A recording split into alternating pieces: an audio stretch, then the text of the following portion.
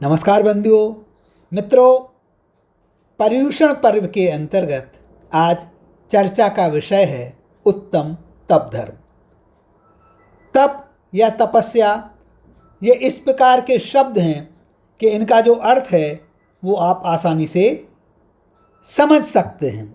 किसी भी संप्रदाय का व्यक्ति हो, कोई भी व्यक्ति हो, वह तप का जो शाब्दिक अर्थ है वो अच्छी तरह से जानता है और अपने अपने हिसाब से सभी लोग तप को परिभाषित करते हैं।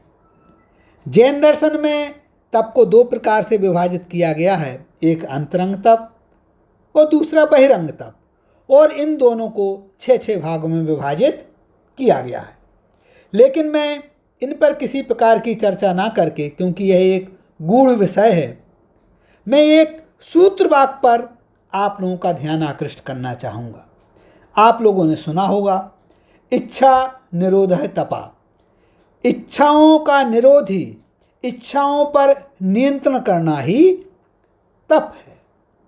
वास्तव में जो सच्चा तप है, विशेष रूप से हम जो गृहस्थ लोग हैं, हम जो सामान्य लोग हैं, यदि हम अपनी इच्छाओं पर नियंत्रण कर लें तो हमारा जो जीवन है वह सुखमय रहे, वह शांतिमय रहे।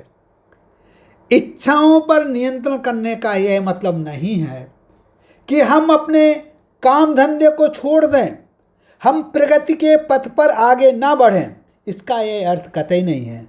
हम खूब व्यापार करें, हम खूब काम करें, लेकिन उनमें इस तरह से आसक्त नहीं रहें कि हम परेशान होने लगें। हम कार्य को करते हुए हमारा जो उसका फल आ रहा है उसी में संतुष्ट रहें और ईमानदारी से अपने पथ पर आगे बढ़ते रहें। आप लोगों ने सुना होगा कि कर्म ही पूजा है, कर्म ही तप है। वर्तमान समय में यदि हम अपने कार्य को तप मान लेते हैं, पूजा मान लेते हैं और उसे उस रूप में करते हैं, तो सच्ची समाज सेवा और सच्ची देश सेवा यही है।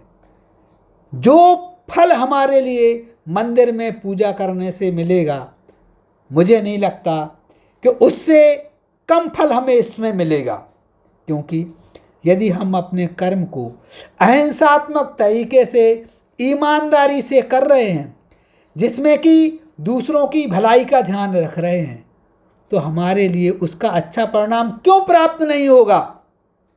जरूर प्राप्त होगा। और मेरी दृष्टि में इस प्रकार का जो कार्य है वही सच्चा तप है।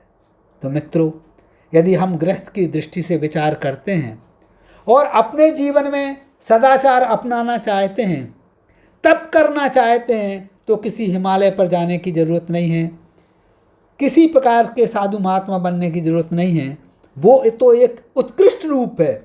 उस रूप में तो हम लोग यदि पहुंचना चाहें तो बहुत कुछ करना पड़ेगा, लेकिन इस अवस्था में रहते हुए हम अपनी इच्छाओं पर नियंत्रण करें और अपने कर्म को ही उत्कृष्ट रूप प्रदान करके उसको ही तप मानें, तो निश्चित ही हमारा जीवन सार्थक रहेगा। नमस्कार, जय हिंद, जय भारत।